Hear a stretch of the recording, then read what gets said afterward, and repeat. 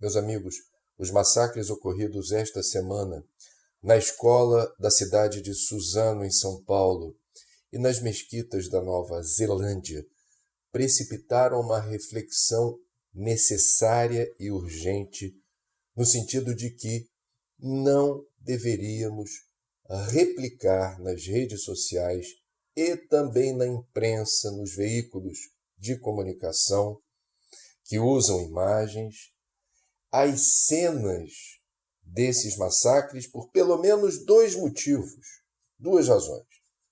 A primeira, não agravar um estado de perturbação coletiva. São imagens fortes, dramáticas, são reveladoras da crueldade e do ódio numa escala que nós não estamos minimamente acostumados a testemunhar. A segunda razão é que os autores, os algozes, os assassinos responsáveis por esses massacres, eles se locupletam e se comprazem com a ideia de que, após o incidente causado por eles, terrível, após essas tragédias, eles esperam que haja essa divulgação. Eles deixam vídeos, deixam escritos, textos que procuram fundamentar ou legitimar, como se isso fosse possível, tamanha barbárie, e está tudo premeditado. Eles sabem que serão presos ou mortos ou tomarão a decisão de se autoexterminar. Seja qual for o destino deles após essas tragédias, eles querem mais é que a mídia e as redes sociais divulguem quem eles são, que vídeos deixaram gravados, que textos escreveram. É importante a gente refletir sobre isso, porque nós estamos vivendo um período de muita consternação, muita violência, e qualquer pitada de fermento nessa mistura não apruma o sabor, pelo contrário. Então há uma enorme responsabilidade sobre todos nós, pessoas físicas e jurídicas, na gestão que estamos fazendo de imagens que eventualmente são disponibilizadas até pelos próprios assassinos. Na Nova Zelândia, quem esteve em uma das mesquitas promovendo o massacre de fiéis muçulmanos na sexta-feira, que é um dia sagrado para o islamismo, fez a transmissão ao vivo pelo Facebook. Ele queria divulgação. A divulgação é dada por terceiros. Quem divulga as imagens está fazendo o jogo daquele que cometeu tamanha barbárie, crueldade, manifestação de ódio gratuito, desequilíbrio perturbador. E a gente propaga o desequilíbrio e a perturbação divulgando essas imagens escatológicas de violência gratuita. Há uma outra questão que precisa ser melhor fundamentada e debatida. No livro que fiz e publiquei anos atrás, há quase 4 anos, sobre prevenção do suicídio, fiz uma ampla pesquisa sobre uma eventual relação entre games violentos e comportamentos violentos. À época, como se dá hoje, não havia eu encontrado nenhuma conclusão, nenhum estudo definitivo que demonstrasse que uma pessoa, seja ela jovem ou não, mas esses jogos são muito populares entre adolescentes e jovens, que passem várias horas do dia envolvidos totalmente com a dinâmica desses jogos que pontuam e fazem mudar de fase quem mais mata, quem mais destrói.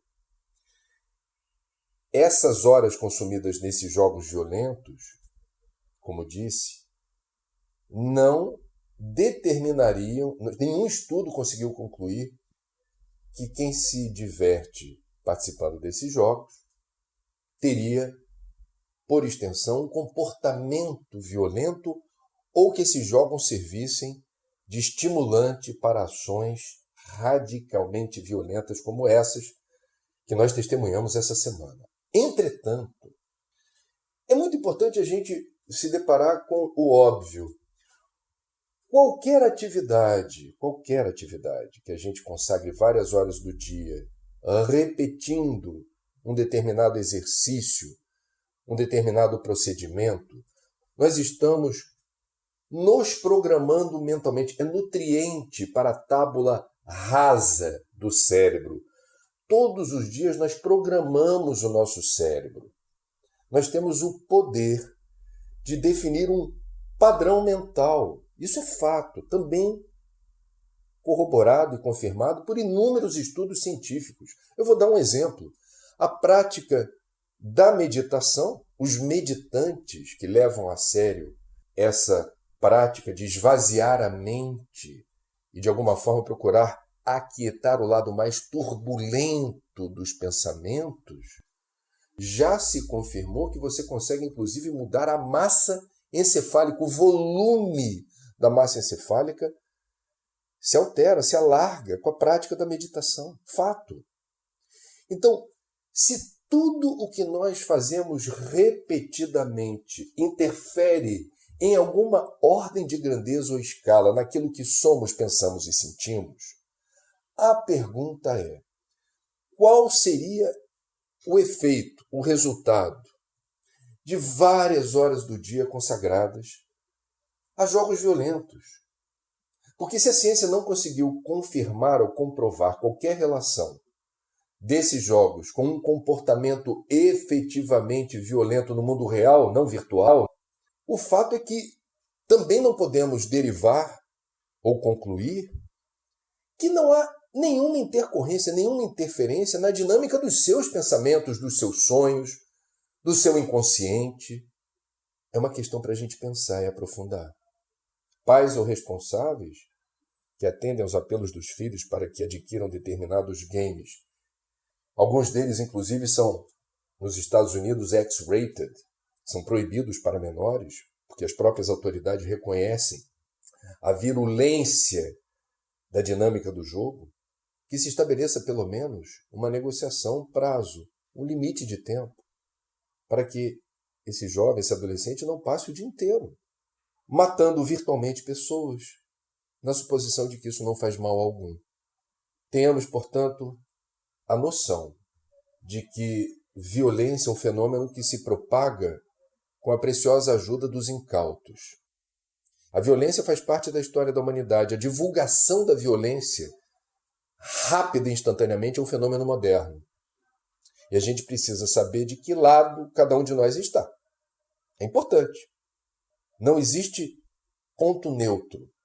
Ou nós, inadvertidamente, divulgamos essas imagens de forma, a meu ver, irresponsável, ou nós, a meu ver, de forma consciente, procuramos estancar a sangria e não elevar a perturbação coletiva nem atender aos propósitos dos assassinos.